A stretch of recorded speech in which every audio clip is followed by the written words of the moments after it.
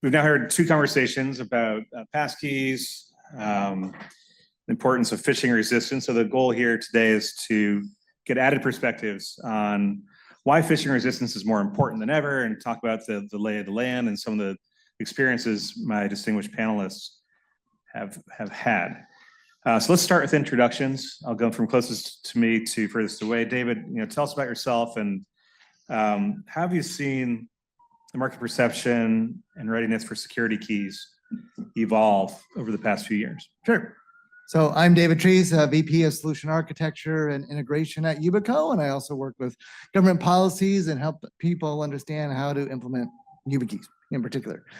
So what we've seen in particular, if we go back 15 years, where we initially started, there was basically starting with phishing-resistant capabilities with YubiKeys really as a second factor, especially as we came into the FIDO Alliance, those early days where it was pretty much ease of use because I've used a name and password and a key, just touch it, worked out pretty well. A lot of it started in the tech community in where Silicon Valley companies were really being attacked and then being able to go from there.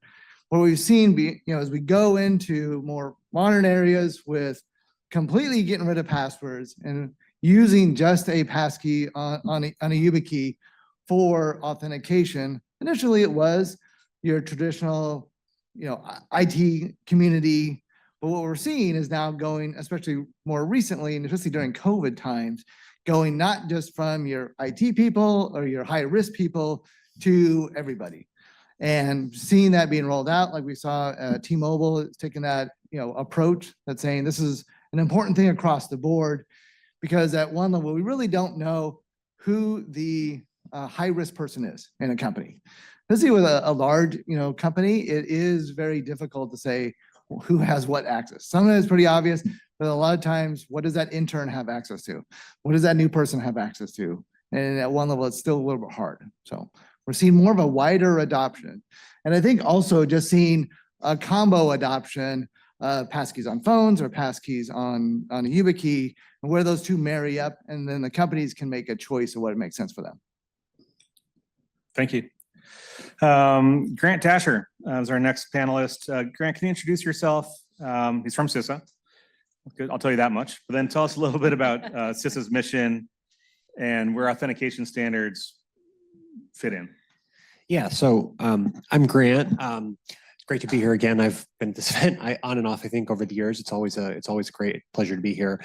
So I'm the acting deputy technical director for cybersecurity at CISA. So my portfolio is pretty broad across a lot of areas, but this particular topic is a long-time passion area for me. So CISA's mission is critical infrastructure protection and cyber defense, and so essentially our goal is to prevent nation states and cyber criminals, but with a focus on nation states from compromising federal civilian networks and U.S. critical infrastructure. And we do a lot of things in support of that mission. One of them is to advocate, in policy conversations and operationally in both critical infrastructure and the civilian government for the use of strong authentication, because the reality is, when these organizations' networks get compromised, either by us, hopefully, or by threat actors, less hopefully, something always has to do with authentication, whether it's initial access through phishing, or maybe that was through a vuln, but then they move laterally between systems by compromising authentication credentials. It's everywhere in the cloud, on-prem. And so this set of issues, creating security boundaries with phishing-resistant authentication, have been known to the government for decades to be critical, and the government has been attempting to deploy phishing-resistant authentication since, I would say, the beginning of time, since before it was a thing. But that being said, we are continuing on that journey, making progress year over year, both inside the government and in working closely with our partners in other agencies and critical infrastructure. Super, thank you. And our last panelist today is Christine Owen of OneCosmos. So Christine, can you first of all give us your background, and then talk about a few industry trends that you've seen over the past several years, both within government agencies and more recently with your work at OneCosmos? Sure. So my name is Christine Owen. I am a recovering attorney. After I realized that hanging out with attorneys all day was not for me. Ironically, I ended up doing it later in life. But I ended up as a consultant in GSA's FICAM office.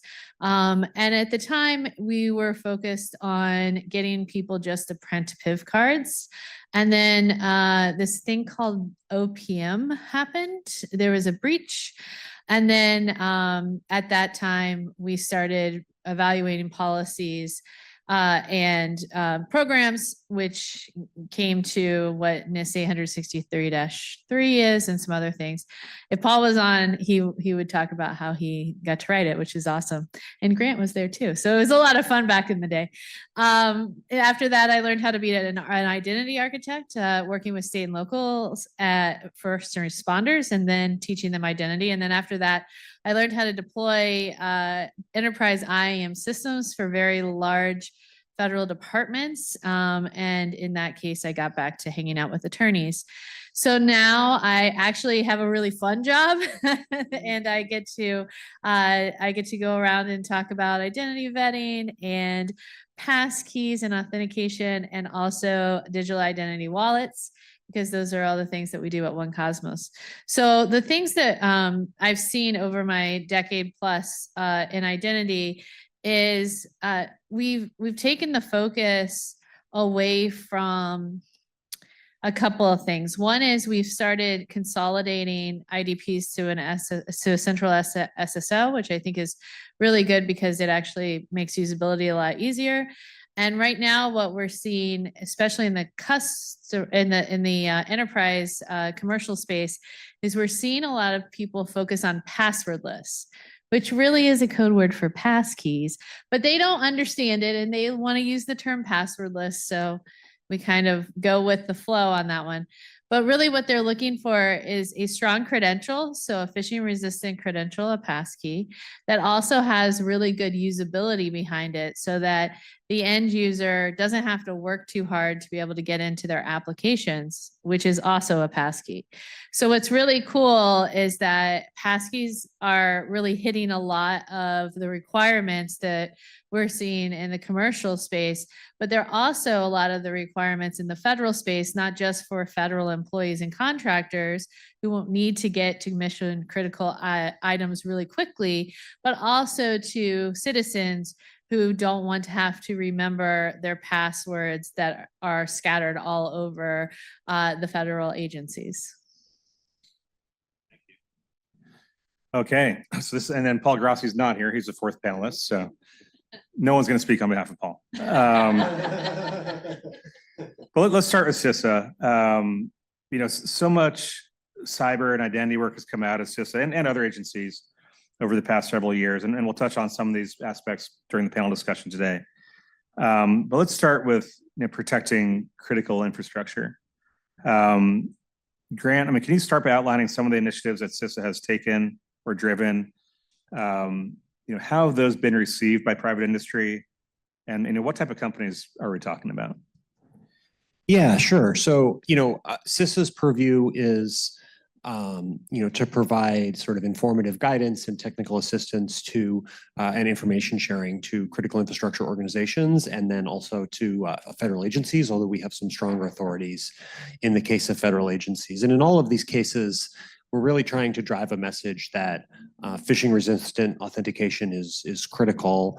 You know, we've done quite a bit of work over the years with our colleagues at NIST, Ryan and his team, and others to clarify sort of the interrelationship of all of these different policies and guidance statements in the identity space. And there's been some transition, certainly in the post M2209 era in terms of terminology and alignment and all of that. But I think at this point we have pretty stable, consistent understanding of how to think about this problem across all the different sort of cyber agencies in the government. We've done a lot of joint publications with our partners at NSA and FBI, for example, to really try and drive a single message, which is that authentication is really important.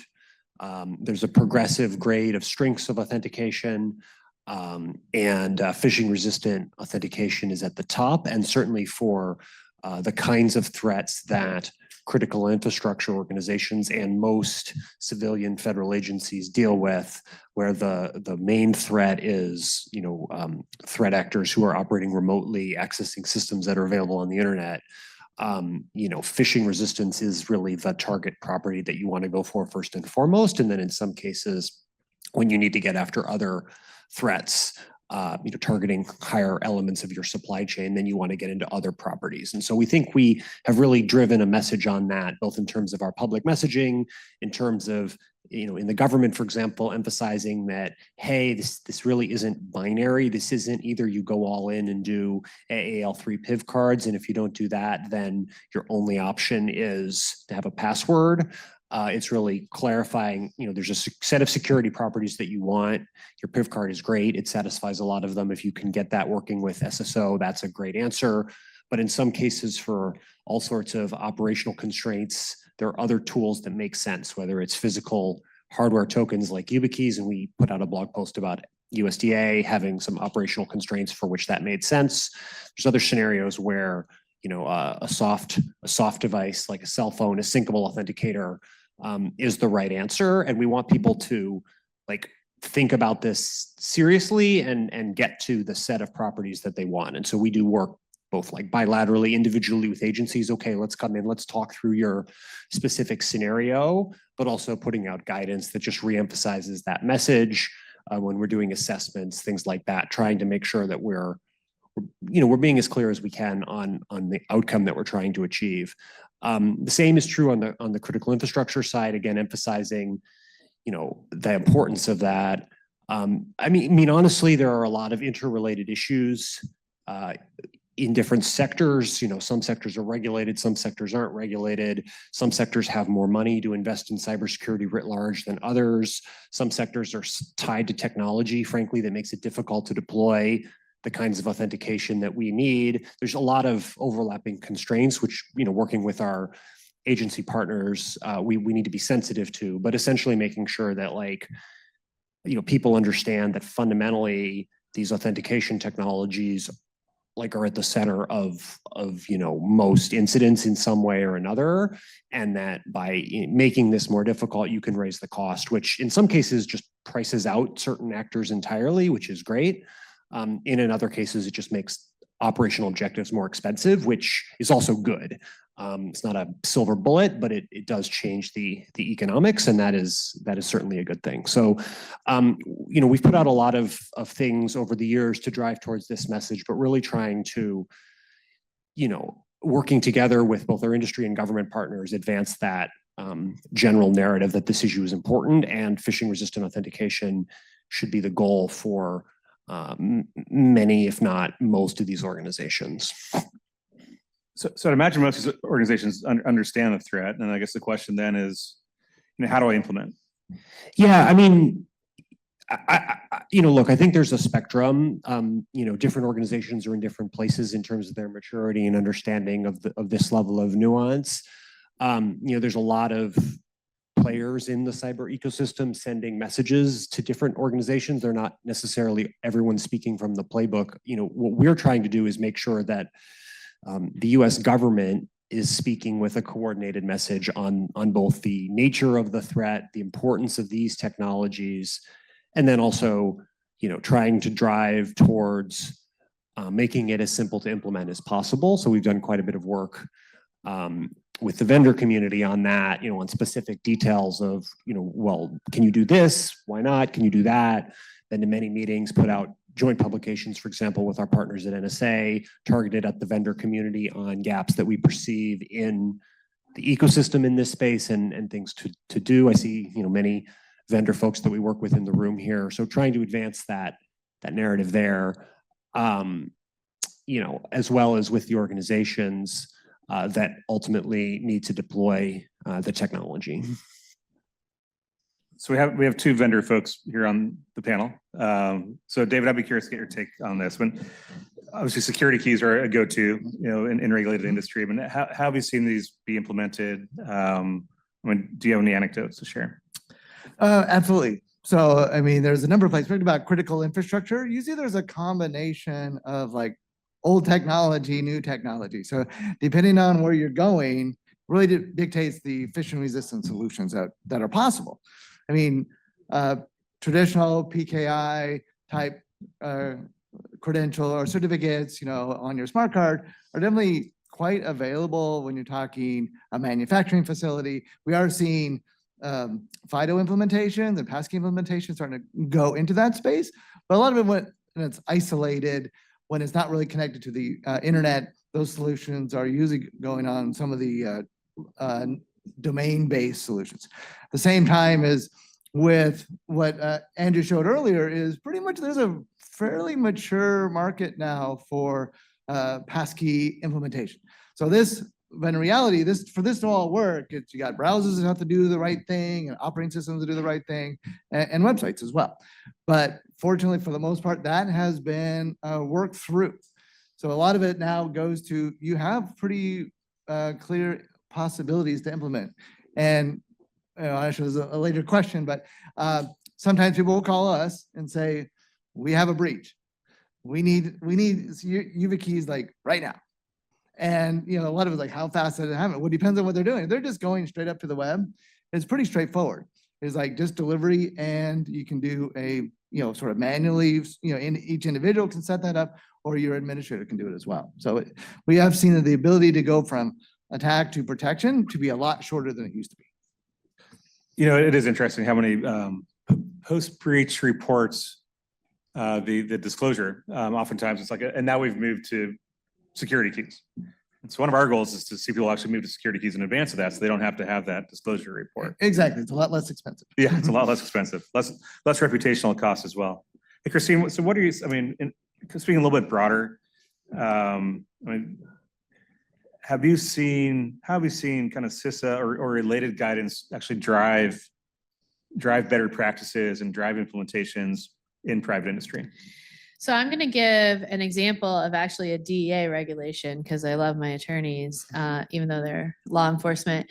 But they have a regulation for prescribing controlled medicine, and they require physicians who prescribe controlled medicine online to use an IL2, AL2 credential. So what that means is they need to be identity vetted for us to know more likely than not that they are who they say they are when they are identity vetted, likely remotely.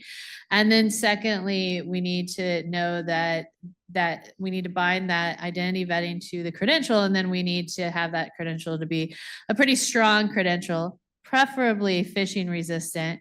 But it's a really important piece as well. This is something that prescribing doctors and like the places the hospitals that house them really care about. It's actually one of the biggest use cases that I see is that one where they want to use passkeys because doctors don't want to take the time to do anything other than get in very quickly. So they know that passkeys are very usable for doctors. So they want to use passkeys. And they also know that by using passkeys, they very simply meet that regulation to get to AL2. So I think that that's a really interesting one that I'm not sure that we all would have thought of, that this weird random thing is making doctors understand what passkeys are and how to use them, because otherwise in hospitals, they tend to use a different system it's in person. So it's kind of like Grant said, sometimes you don't necessarily need a phishing resistant token just based on what's going on. And in the hospitals, they're not necessarily using a phishing resistant token, but they are all in person, and they're logging in through a terminal on it. So it's a little different. But when they're at home or when they're prescribing remotely, they have to have that prescription. So it's pretty cool. I think the other thing, something that Grant said that really made me hurt because it reminded me of my time implementing systems, is like there is a lot of legacy systems out there, and there's a lot of mainframes out there, and protecting mainframes, which actually has a lot of really important information, is also really hard. And as much as we want to just slap a PIV card if we're in the government, or a passkey if we're in the government or outside the government. It's not always that easy. There's a lot more architecting that has to do and a lot more work that needs to be done. So, you know, I'd say that I really love the fact that we've created this amazing solution that works probably 90% of the time. And at this point, what we need to work on is adoption for relying parties, which I think that the big tech companies is really helped by issuing passkeys to a lot of people and getting people to use passkeys on their e-commerce site, which in turn make people go, why am I logging into this using a password? Why am I not using a passkey? But at the same time, like the really smart people on this, like in the room here, we need to start thinking about that last 10% so we can make sure that phishing resistance can get all the way through the environment and not just to things that are much easier. Thank you. You talk about easier and just the mass adoption of MFA. I mentioned it before that the long history of MFA is too hard to use. It doesn't get used. So we use, obviously, we believe that security and usability both must be true. So I want to talk about usability a little bit. Christine, let's start with you. So usability isn't a concern limited to consumers. Employees, government workers, everyone needs usable MFA, but it really cuts across the board. I think if you look in our personal lives, one of the questions I also had is, well, to table this for later, but thinking about we could all sit here and talk, high-minded about user authentication, but if you ask yourselves, if you look at your own personal ecosystems of friends and family, I'd be curious to get everyone's grades of how your personal friends and family do for user authentication. Because mine's like a solid D-. If I think about my loved ones. But usability is so important. And then, Christine, how do you look at usability as you're engaging with customers? Yeah. Both for inside the enterprise and with their customers as well. Yeah. So one thing is that, so I actually want to talk about this really interesting use case that we had where a company came to us and said, we found that some of our employees are sharing passwords, and that's a problem because it's obviously a security concern, but it's also a concern with the customer that they were sharing passwords with, that they were getting into systems. And we lost that customer. So it was not only a risk in security, but it was also a risk in finance for them. So they decided that they wanted to implement passkeys across the board.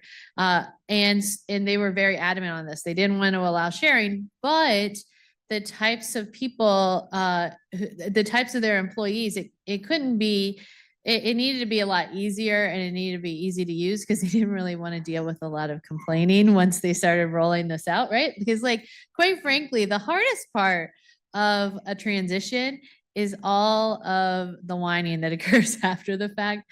When I was a consultant for enterprise government systems, one of the things that we had to do with one of the CEOs is we had to have a rollout plan, and that rollout plan had to be to the T perfect. And if there was one, yeah, I think you know who this is too. If there was one I not dotted, then boom, we got pushed back 2 more weeks, which was always very discouraging. But what we learned in that was the whole reason was because it just takes one person to start complaining to get all these other people to complain. And then no one wants to adopt what is actually fundamentally better for them and easier for them. But because it's such a big change, they just don't want to do it. And they kind of, dig in their heels. So what we found was when we start adopting something that is actually inherently very easy to use, like a passkey, then people don't complain as much. I mean, there's always going to be complaints. We can't not complain as like humans. But the reality is that when the instructions are so clear cut, when there's no memorization that occurs, and really it's just a do it and you're done, it makes it a lot easier. In the early stages of passkey, I think it was pre-passkey, honestly. I think it was when we were talking about FIDO and not passkeys. The hardest part of that was registration. And the cool thing is that as we've evolved and gotten more sophisticated with passkeys, registration isn't as hard anymore because platforms pre-register for citizens and for customers. And I think that's really important because it makes it very usable for us to be able to, why do I want to do a password that I have to remember when I can just, use my thumbprint on my cell phone and get into something with no problem. So I think that's the thing that FIDO really shines in, is the fact that they figured out how to reduce the friction with the end users. Can I jump in there? Yeah. So just to add a little bit of like how the ecosystem works, and so talking about registration. Registration has been the more difficult part of the user experience. The journey is, how do you know who that first one is? It's also a little bit fishable because of first time use. How do I know who they are? And if someone comes in person and you know who they are and you can look them in the face and you can look at their ID, that works out great. Remote identity verification is being used, but there are challenges there that we've seen. So one of the areas around the industry is leveraging secure APIs that allow like the example of how you would do a traditional smart card, to be able to have an admin register those credentials on a device. So that provides another option for companies or agencies to be able to handle that.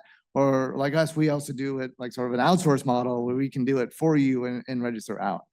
I think the other part about the user experience is the great thing about FIDO is actually that it has become very popular.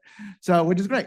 So, but now you have options. Now you can have your passkey on a YubiKey. You can have it on your Windows Hello for Business or on an app. But now we got 3 or 4 different things that are trying to decide what is the best way to store my passkey.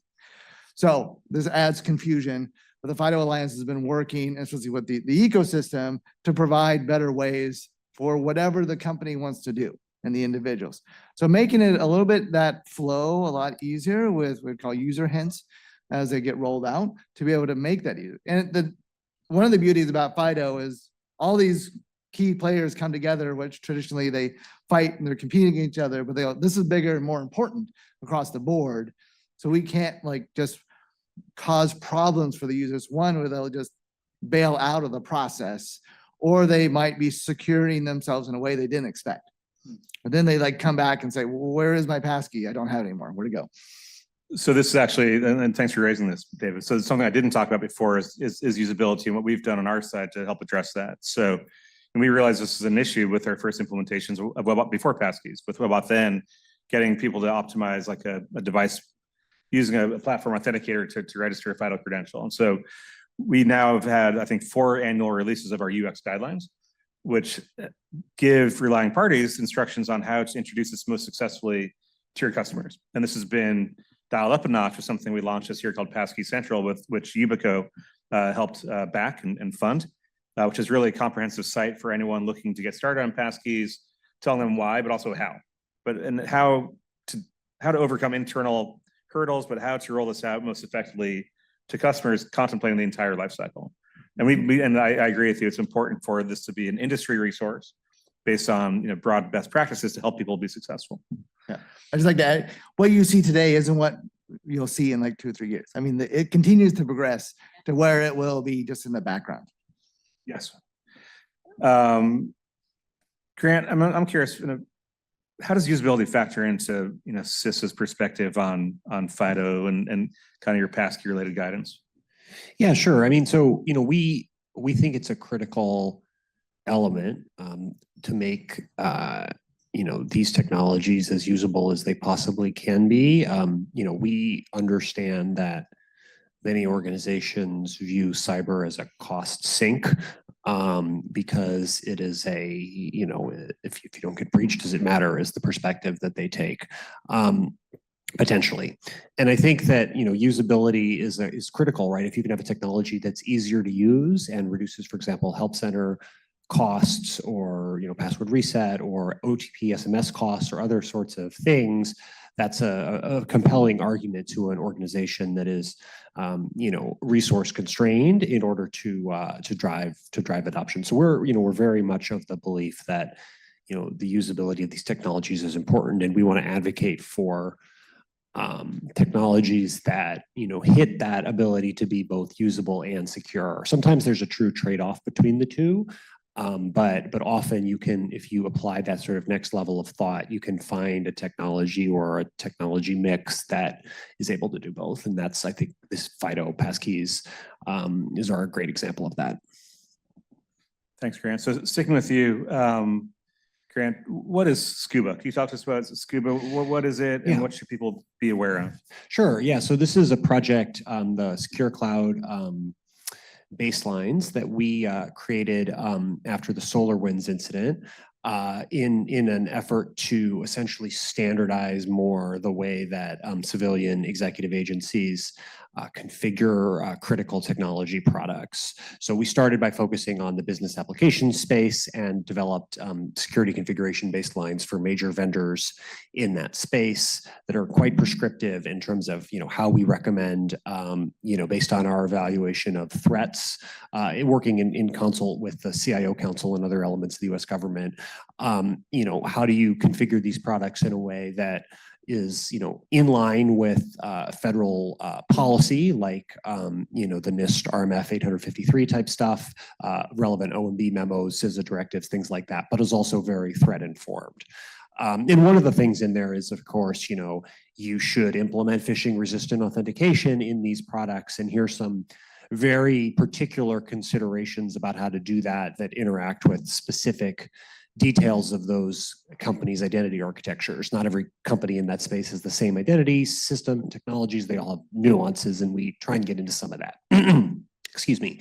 At the end of last year, we actually made that program mandatory for civilian executive branch agencies using CISA's directive authority, and we're in the process of rolling that out right now, working in partnership with the agencies. We've also seen one of the interesting things was we developed a tool as part of that program to automatically measure compliance with those baselines by users. It's an open source tool on CISA's GitHub that you can download and install.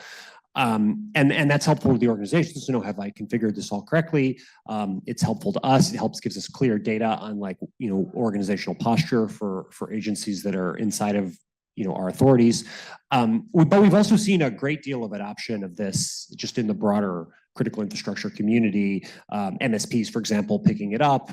And using it as part of their engagements, and helping to overall up-level the level of security in this space, including driving adoption of phishing-resistant authentication and similar technologies.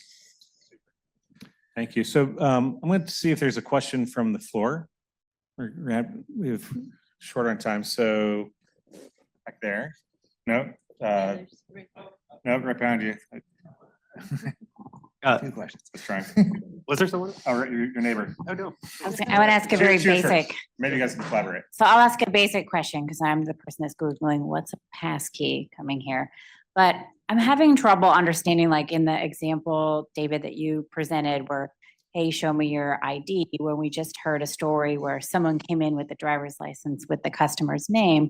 Like, how is that working if there isn't access with the government issued driver's license, like what it should actually be? And so I'm kind of losing sort of the step one. I'm following everything else, but that step one of how do we really know who people are because even in the COVID fraud that I was working, like AI was generating tax returns, but the banks couldn't look at the actual tax return at the IRS. And so even though it looked right and correct and viable, it was in fact not reliable, but what they were using. So that's sort of where I'm struggling in, like how to. Absolutely. And there are like tangential, disciplines within identity management. So how do you verify someone is a whole nother set of how do you authenticate to someone. And as we talked about before, and even remote identity verification, there's been a lot of work in that space, but there's still the concerns and worries about being faked on that. And even from our customers, we're seeing, okay, we got verification or authentication, because when you're logging in, you're not getting your token stolen. But what happens is the attackers are going to the help desk and more going from an identity verification perspective and saying, I'm this person and they have, the AIs to be able to fake them. And then they either downgrade their security or they are able to, get access that they never did before. So they are sort of working together, and sort of the FIDO Alliance is working authentication as well as identity verification, better processes. So I think as well as we move forward with we call it verified credentials, on your phone, a wallet that's secured that way, there's some better controls for identity verification. So when someone calls the help desk, they would say, well, show that you have a verified credential here, which is separate from a passkey perspective. I hope that helped. I'm very excited because this is definitely what I do right now. So one use case that we have is people coming in person and presenting their ID, and their IDs being fake, and then they steal a lot of rental equipment. And so what we found is doing a simple just an ID verification, just taking pictures of front, back, and then checking it pretty quickly to, basically templates and also databases, has helped a lot, and actually has significantly reduced fraud against this one particular customer. But ultimately, like David said, where we're moving, this is my favorite topic, is we're moving to a world where all of us will go and verify our identity through verified attributes, and that would go into a digital identity wallet, and you can use that wallet either to do your first sign into something. So when you're registering for something, you would use the different attributes that you have basically collected, like a Pokemon deck or whatever. You're going out and you're collecting them all. So you're collecting your home address and your email address and your phone number, and you're verifying all of these along the way. It's in a secure wallet.